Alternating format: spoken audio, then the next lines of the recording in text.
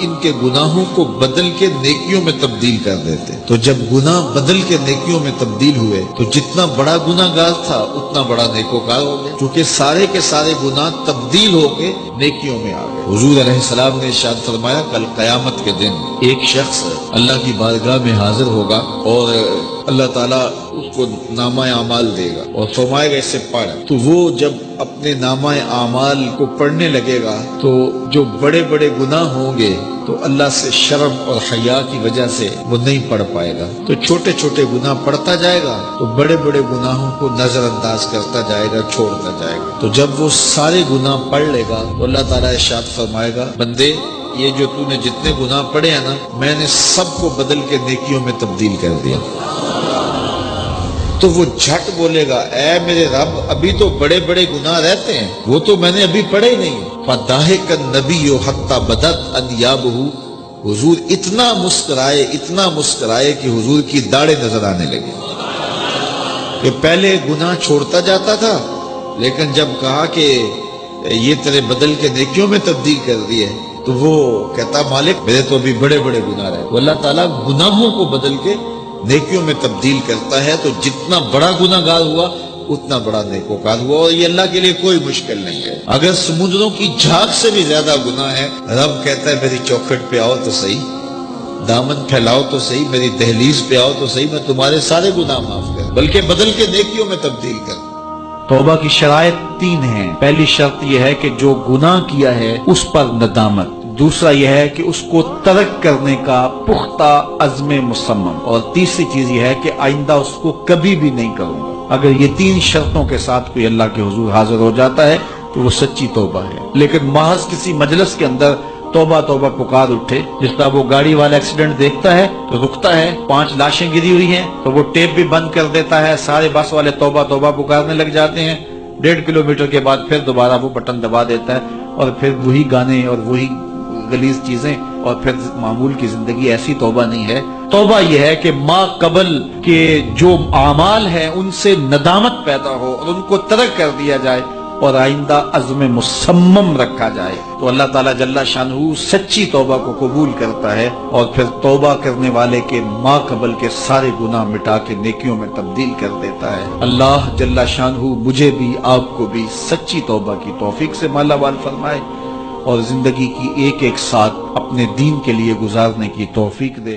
خاتون حضور کی خدمت میں حاضر ہوئی اور عرض کی یا رسول اللہ صلی اللہ علیہ وسلم مجھ سے بدکاری سرزد ہو گئی ہے اور میرے پیٹ میں بچہ ہے اور میں چاہتی ہوں کہ آخرت کی سزا کی بجائے دنیا کے اوپر اس کی سزا مجھے دے دی جائے تاکہ میں پاک ہو جاؤں اور صاف ہو جاؤں، کیونکہ آخرت کی سزائیں بہت سخت ہیں.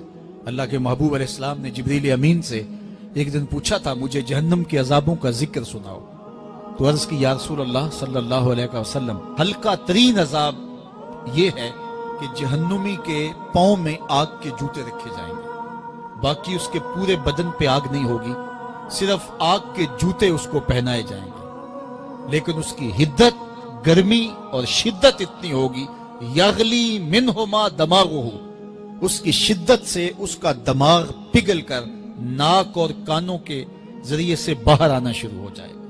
یہ سب سے ہلکے عذاب کی کیفیت ہے، اور جو عذاب سخت ہیں الیاذ باللہ. اللہ تعالیٰ قرآن مجید میں فرماتا ہے ثم لا يموت فیہا ولا یحیا، اس بڑے عذاب کا ذکر کیا جو جہنمیوں کو دیا جائے گا.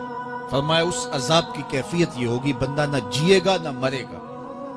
جیے گا اس لیے نہیں کہ آگے اور پیچھے دائیں اور بائیں آگ ہی آگ ہوگی، تو اس آگ میں جینا کو جینا تو نہیں ہوگا، اور مرے گا اس لیے نہیں کہ موت کو موت آ چکی ہوگی. تو وہ کتنا سخت عذاب ہوگا الیاذ باللہ کہ ہلکے ترین عذاب کی کیفیت یہ ہے کہ پاؤں میں آگ کا جوتا اور دماغ پگھل کے ناک اور کانوں کے راستے سے باہر آ جائے. تو اس نے عرض کی یا رسول اللہ صلی اللہ علیہ وسلم میرے اوپر حد جاری کر دیجئے، اور اس نے کہا کہ میرے پیٹ میں جو ہے وہ بچہ ہے. اللہ کے محبوب علیہ السلام نے فرمایا جاؤ جب بچہ پیدا ہو تو پھر آنا. وہ چلی گئی.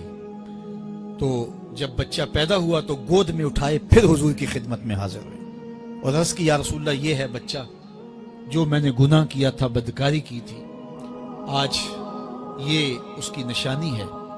تو اللہ کے محبوب علیہ السلام نے فرمایا کہ اسے لے جاؤ اور اسے دودھ پلاؤ، اور جب یہ کچھ کھانے پینے لگ جائے گا تو پھر آنا۔ کچھ دنوں کے بعد وہ دوبارہ حاضر ہوئی اور اس نے اس بچے کے ہاتھ میں روٹی کا ٹکڑا دیا ہوا تھا، اور عرض کی یا رسول اللہ دیکھ لیجئے اب یہ روٹی کھانے لگ گیا ہے۔ اللہ اکبر۔ تو اللہ کے محبوب نے فرمایا انہیں لے جاؤ اور جا کے انہیں سنگسار کر دو۔ اس کی یہ حد بنتی تھی، اس کو سنگسار کیا اور اس نے خود یہ سزا اپنے لیے قبول کی۔ تو یہ بات ذہن نشین کیجئے کہ یہ وہ لوگ تھے کہ جن سے کبھی کوئی گناہ سرزد ہو جاتا تو وہ جلد توبہ کرتے، اور اس کی بڑی سے بڑی حد اور سزا بھی ہوتی تو وہ بھی کاٹنے کے لیے تیار ہو جاتے۔ میں اور آپ دیکھیں کہ ہماری زندگی میں اگر گناہ ہیں اور ہمیں سچی توبہ کی توفیق بھی نصیب نہیں ہے، اور آئندہ نہ کرنے کا عزم مصمم ہو، پکا ارادہ ہو کہ یہ گناہ زندگی میں دوبارہ نہیں کروں گا، الگ بات ہے کہ پھر دوبارہ اس سے سرزد ہو جائے، لیکن جب وہ توبہ کر رہا ہو تو اس وقت اس کا پختہ عزم ہو، اور اس کے دل کے کسی گوشے میں نہ ہو کہ چلو میں توبہ کر لیتا ہوں اور پھر ہو گیا تو پھر کر لوں گا۔ پکا عزم ہو کہ دوبارہ یہ گناہ نہیں کروں گا۔ اور اگر زبان سے توبہ توبہ کر رہا ہو اور دل میں ہو کہ ٹھیک ہے یہ تو صبح بھی مجھ سے عمل بد سرزد ہونا ہے،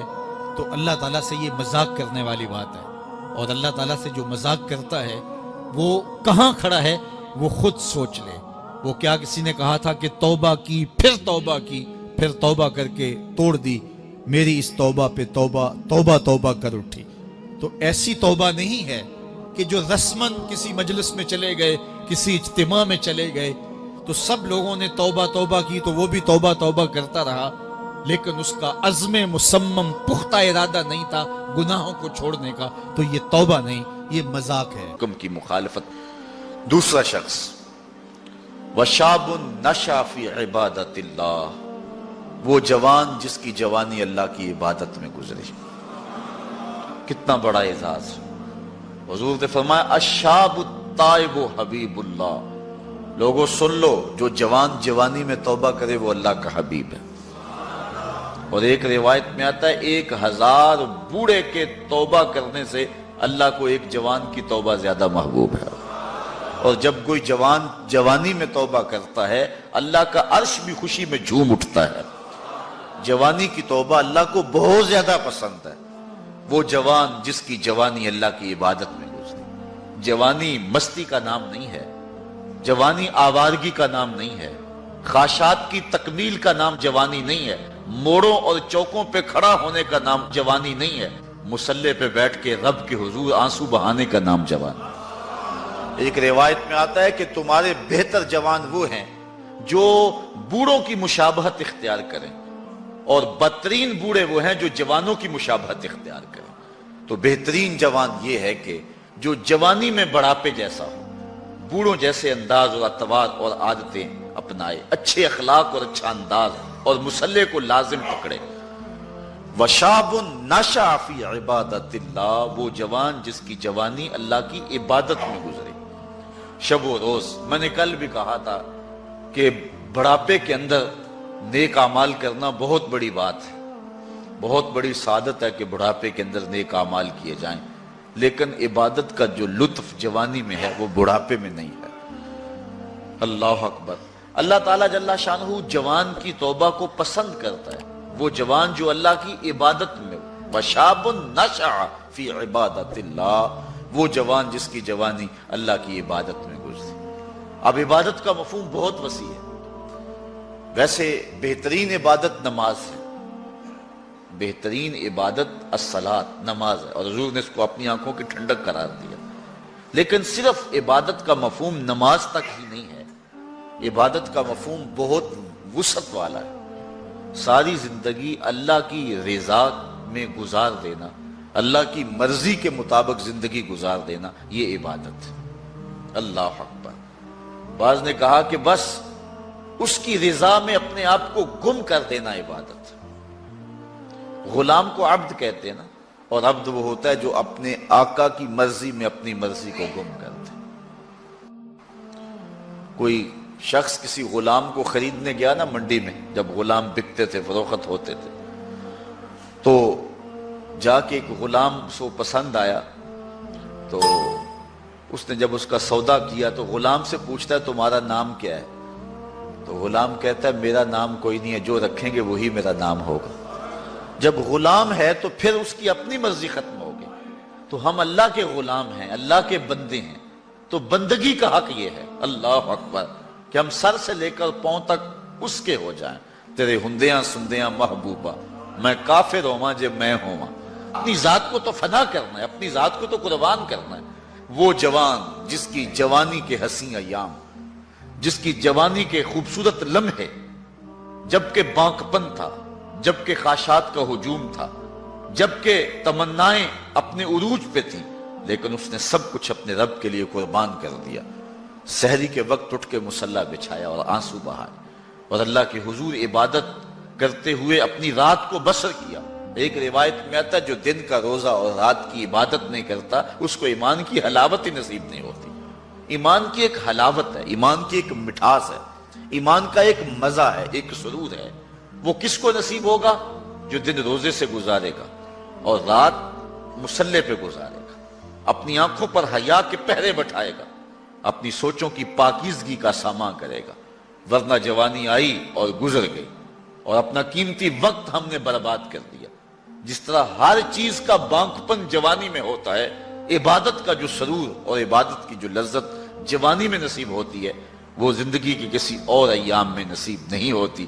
اس لیے حضور نے ارشاد فرمایا کہ وہ جوان وشاب نشأ فی عبادت اللہ، وہ جوان جس کی جوانی اللہ کی عبادت میں گزری، جب قیامت کے دن کوئی سایہ نہیں ہوگا۔ اللہ اس جوان کو اپنے مجلس کے اندر عرض کیا تھا کہ جس کو طول عمل نے برباد کر دیا، اس کی نیکیوں کی وجہ سے اس کو خبر پہنچی کہ اس کی عمر 1000 سال ہے، تو اس نے کہا جب میری عمر اتنی لمبی ہے تو پھر میں عبادت کی بھٹی کے اندر کیوں جلتا رہوں؟ میں 900 سال گناہ کر لیتا ہوں اور 100 سال قبل توبہ کر لوں گا اور گناہوں کی معافی چاہ لوں گا۔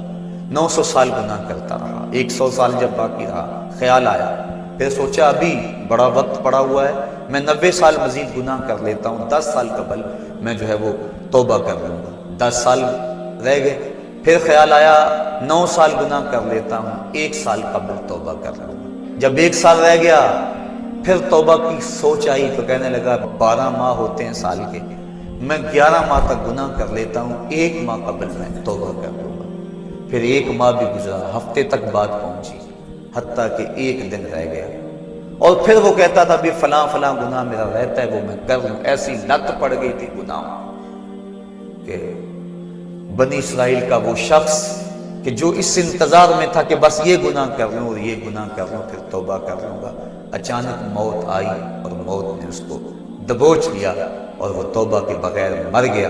تو طول عمل، لمبی امید کہ ابھی وقت میرا بڑا پڑا ہوا ہے، پہلے تو پتہ ہی نہیں ہے کہ وقت موجود بھی ہے یا کہ نہیں، اگلی سانس آئے گی یا کہ نہیں، دوسری بات جو کیفیت اب ہے پتہ نہیں آگے ہو یا نہ ہو۔ شیطان کو جتنی مہلت دو گے، جتنی بیماری گھر کر جائے گی، اس قدر ہی اس کا ختم ہونا مشکل ہے۔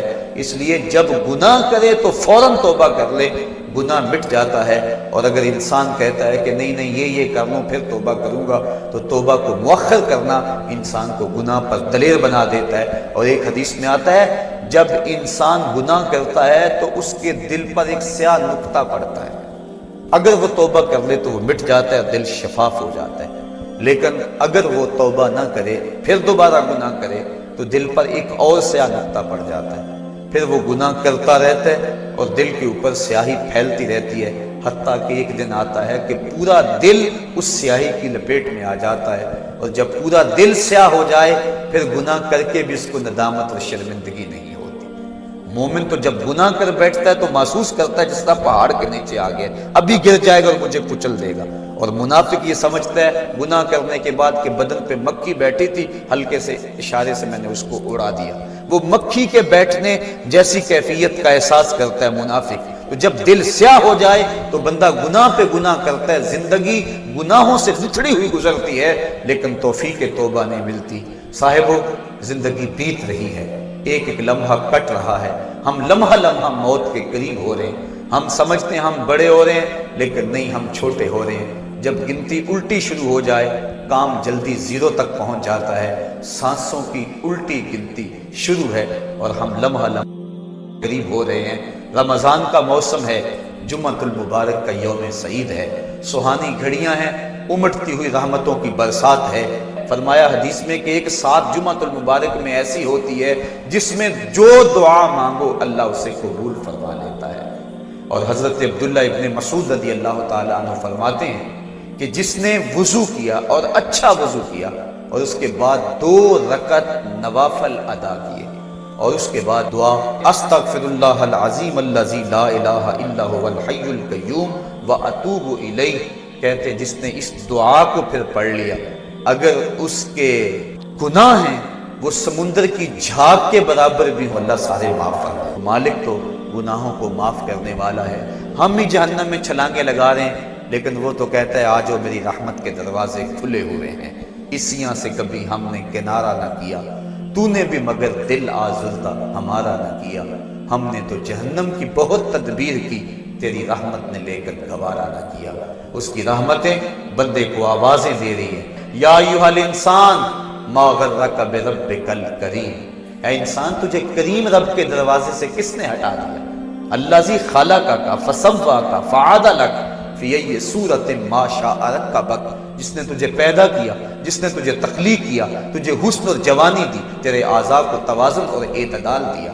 ذرا دیکھ تو صحیح، ماضی کو جھانک کر کے تو دیکھ، تیرے ہاتھ تھے پکڑنے کا سلیقہ نہیں تھا، تیری ٹانگیں تھی چلنے کا طریقہ نہیں تھا، تیری زبان تھی بولنے کا اسلوب تجھے نہیں آتا تھا، تو دودھ بھی مانگنا ہوتا تو روتا تھا۔ ہم نے تیری ماں کے سینے میں تیرے لیے پیار ڈال دیا، اگر ماں کے سینے میں پیار نہ ڈالتے بتا تو بچ جاتا، تیری گندگی سے لتھڑ جاتا تھا، ماں صاف کرتی تھی، اگر ماں کے سینے میں یہ پیار نہ ہوتا تجھے کیڑے پڑ جاتے۔ آج تیری چھاتی میں زور ہے، آج ہاتھیوں کو تو بٹھا لیتا ہے، آج شیروں کو تو نچا لیتا ہے، زمانہ تیرا باج گزار ہے، آج تو منسٹر ہے، آج تو مولوی ہے، آج تو مفتی ہے، آج تیرے نام کی دہائی ہے، آج تو عہدہ قضا پہ فائز المرام ہے، آج تو عہدہ صدارت پہ فائز المرام ہے، آج تو ناظم ہے، آج دولت کی ریل پیل تیرے گھر میں ہے، آج تیری فوجیں تیرے پشت پہ ہیں، میں کعبہ بھی ہو تو وہ پیچھے اور تجھے آگے رکھا ہے۔ انسان ذرا غور تو کر، تو کس چیز پہ نازاں ہے اور بھول گیا اس رب کو؟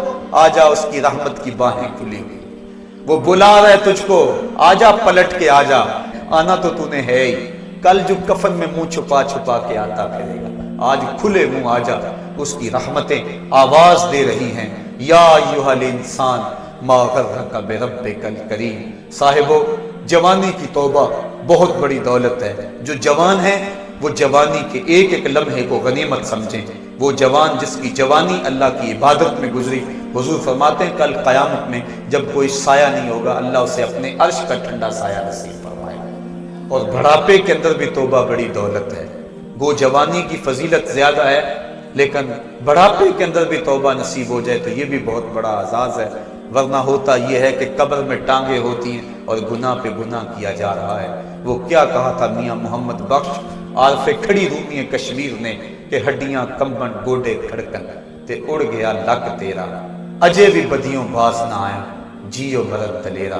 ہے انسان کدھر بھٹک رہا ہے، مالک تجھے آوازیں دے رہا ہے، کبھی بھاگے ہوئے کو بھی یوں آوازیں دی جاتی، کبھی در چھوڑ کے بھاگنے والوں کو بھی یوں بلایا جاتا ہے، لیکن کہتا ہے توبوا الی اللہ، آ جاؤ میری رحمت کے دروازے کھلے ہوئے ہیں، ابھی مغرب سے سورج طلوع نہیں ہوا، میرے بندے جب تو توبہ کا ہاتھ پھیلائے گا میں تیرے گناہ جو ہیں وہ فرشتوں کے خیالوں سے بھی مٹا دوں گا، نامہ اعمال سے بھی مٹا دوں گا، جو زمین گواہ بنی ہے وہ بھی گواہی دینا بھول جائے گی، تیرے اعضاء بھی بھول جائیں گے، گناہ تجھے بھی یاد نہیں رہیں گے اور ان 4 گواہوں کو یاد نہیں رہیں گے۔ کل قیامت کے دن جب رب کے حضور ملے گا تو کوئی گواہ تیرے گناہوں کا موجود نہیں ہوگا۔ آ تو صحیح، جھولی پھیلا تو صحیح، ہم تو مائل بکرم ہیں کوئی سائل ہی نہیں، ہم تو مائل بکرم ہیں کوئی سائل ہی نہیں، راہ دکھلائیں کسے کوئی رہ روے منزل ہی نہیں۔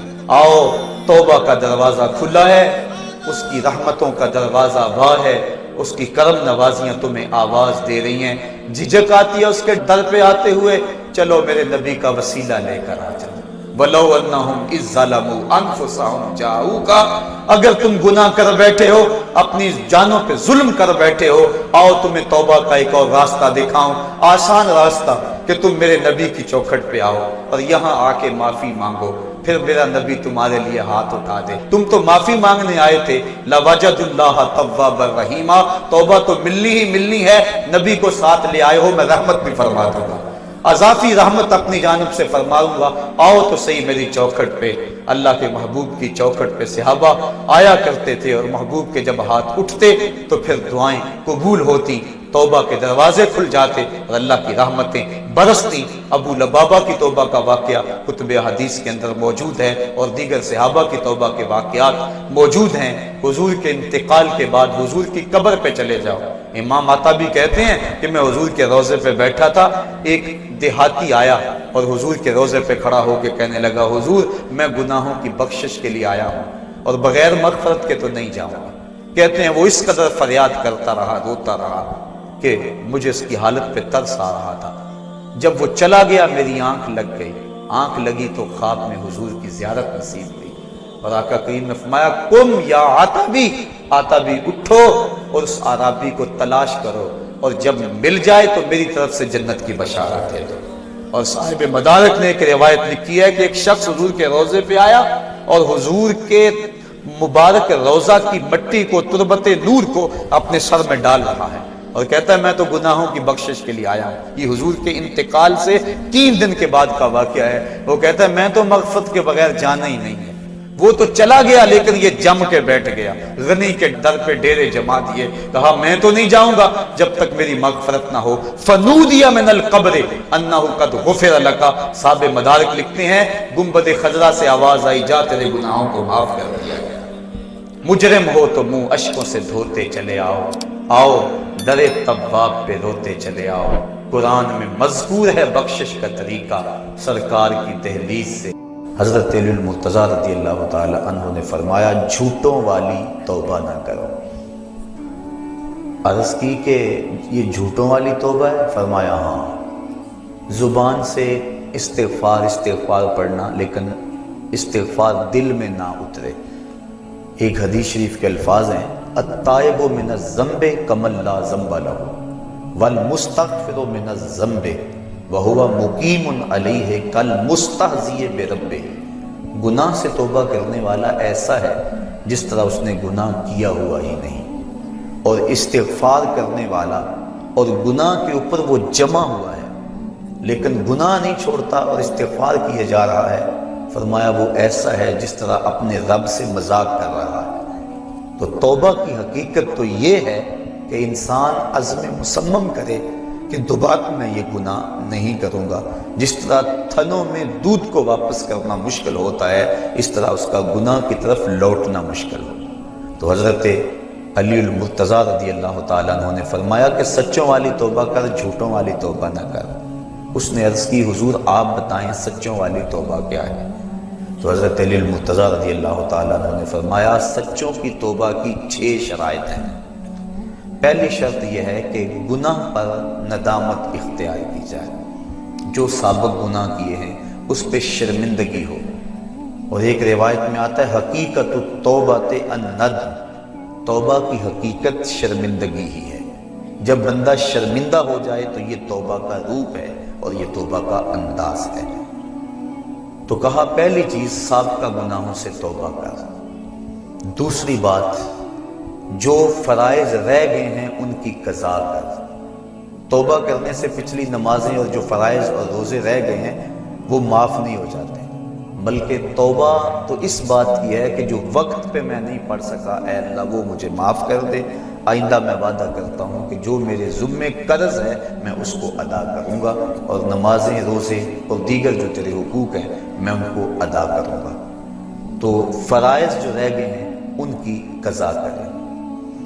تیسری شرط، کسی کا قرض دینا ہو تو اس کو ادا کریں۔ چوتھی شرط، کسی کے ساتھ جھگڑا کیا ہوا ہو تو اس سے معذرت کریں۔ پانچویں شرط، جس طرح توبہ سے قبل گناہ کر کر کے اپنے نفس کو موٹا کیا اور قوی اور طاقتور بنایا، اب توبہ کا حق یہ ہے کہ تو اللہ کی اطاعت اور فرما برداری کر کے نفس کو ایسے ہی کمزور کر اسے رگڑا دے. اور چھٹی شرط یہ ہے کہ آئندہ گناہ نہ کرنے کا عزم مصمم کر لے. کہا اگر یہ 6 شرطیں تیری توبہ کے اندر موجود ہیں تو وہ تو سچا توبہ کرنے والا ہے، ورنہ تو زبان سے استغفار پڑھنے والا ہے، تیری توبہ سچی نہیں ہے.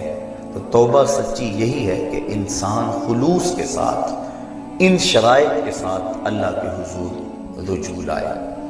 اور جب بندہ اللہ کے حضور رجوع لے آتا ہے تو پھر اس کے گناہ جتنے مرضی ہوں اللہ تعالیٰ معاف فرما دیتا ہے. گناہ کر بیٹھتا ہے اس کو ایک خوبصورت راستہ دیا گیا کہ اس نے جو بھی کیا ہے ہو گیا اس سے. اب اپنے دستے دعا کو اٹھائے اور اپنے مالک کے حضور حاضر ہو جائے. عرض کرے مالک نادانی اور جہالت کی وجہ سے مجھ سے یہ گناہ سرزد ہو گیا، میں تیری بارگاہ میں حاضر ہوں. اللہ تعالیٰ پھر یہ نہیں دیکھتا کہ اس کے گناہ کتنے ہیں، یہ دیکھتا ہے کہ یہ آیا ہے میری چوکھٹ پہ، اور اللہ تعالیٰ اس کے پچھلے سارے گناہوں کو معاف فرما دیتا ہے. جو صغیرہ گناہ ہیں وہ تو ساتھ ساتھ مٹتے رہتے ہیں. ہم نماز پڑھتے ہیں، وضو کرتے ہیں، نیک اعمال کرتے ہیں تو صغیرہ گناہ مٹ جاتے ہیں. بلکہ ایک روایت میں آتا ہے جب کوئی شخص گناہ کرتا ہے تو فرشتہ اس گناہ کو لکھتا ہے، حتیٰ کہ 5 گناہ وہ کر لیتا ہے تو فرشتہ 5 گناہ لکھ لیتا ہے، پھر وہ نیکی کرتا ہے. تو جو نیکی والا فرشتہ ہے وہ گناہ لکھنے والے فرشتے کو کہتا ہے آؤ سودا کر لیں. وہ کہتا ہے کیا سودا؟ تو وہ کہتا ہے کہ جب کوئی ایک نیکی کرے تو 10 نیکیاں میں نے لکھنی ہیں، میں 10 نہیں لکھتا 5 لکھتا ہوں، تو 5 گناہ مٹا دے. تو وہ برائیاں لکھنے والا فرشتہ 5 گناہ مٹا دیتا ہے اور یہ 5 نیکیاں لکھ دیتا ہے، اور اللہ تعالیٰ مومن کا معاملہ یوں ہی صاف فرماتا رہتا ہے. کتنی کرم نوازی ہے اپنے بندے پہ اس کی. اگر اس کے در پہ آئے اپنی جھولی پھیلائے، اس کے گناہ جتنے مرضی زیادہ ہوں. جس طرح کہ ایک شخص حضور کی خدمت میں حاضر ہوا تو اس نے کہا میں بہت بڑا گناہ گار ہوں. تو حضور فرمایا تیرے گناہ سمندر کی جھاگ سے بھی زیادہ ہیں. تو اس نے کہا ہاں زیادہ ہیں. کہا زمین و آسمان سے بھی زیادہ ہیں. کہا ہاں زیادہ ہیں. پھر حضور نے فرمایا کیا تیرے گناہ اللہ کی رحمت سے بھی زیادہ ہیں؟ اس نے کہا نہیں. تو اس کو مجدہ رحمت دیا گیا. تو اس کے حضور اگر کوئی جھولی پھیلاتا ہوا آ جائے تو اس جھولی کو خالی نہیں رکھا جاتا. مالک کے در پہ آنے والا اس کی رحمتوں کا حقدار ٹھہرتا. ارشاد فرمایا یا ایھا الذین آمنوا توبوا الی اللہ توبۃ نصوحا. اے ایمان والو اللہ کے حضور توبہ کرو. کون سی توبہ؟ توبہ نصوحا. اب توبہ نصوحا کیا ہے؟ مفسرین کے اس پر 22-23 اقوال موجود ہیں، لیکن حضرت معاذ بن جبل رضی اللہ تعالی عنہ حضور رسالت مآب صلی اللہ علیہ وآلہ وسلم سے روایت کرتے ہیں کہ آقا کریم کی خدمت میں ایک شخص حاضر ہوا. اس نے عرض کی مت توبۃ النصوح، حضور توبۃ النصوح کیا ہے؟ تو آقا کریم علیہ السلام نے ارشاد فرمایا ان یندم العبد علی الذنب الذی اصاب فیعتذر الی اللہ تعالی ثم لا یعود الیہ کما لا یعود اللبن الی الدرع. فرمایا کہ توبہ نصوح یہ ہے کہ انسان جب گناہ کر بیٹھے تو اللہ کے حضور اس کی معذرت پیش کرے اور دوبارہ گناہ کی طرف اس کے لیے پلٹنا اتنا ہی مشکل ہو جس طرح کے تھنوں سے نکلا ہوا دودھ واپس کرنا مشکل ہوتا. تو اگر کسی شخص کی یہ کیفیت ہو جائے تو وہ توبۃ النصوح کے مقام پہ فائز المرام ہے. حضرت علی المرتضیٰ رضی اللہ تعالی عنہ تشریف فرما تھے کہ ایک اعرابی آیا. اس نے استغفار طلب کرتے ہوئے کہا اللہم انی استغفرک و اتوب الیک، اے اللہ میں تیری بارگاہ میں استغفار طلب کرتا ہوں اور تجھ سے رجوع کرتا ہوں۔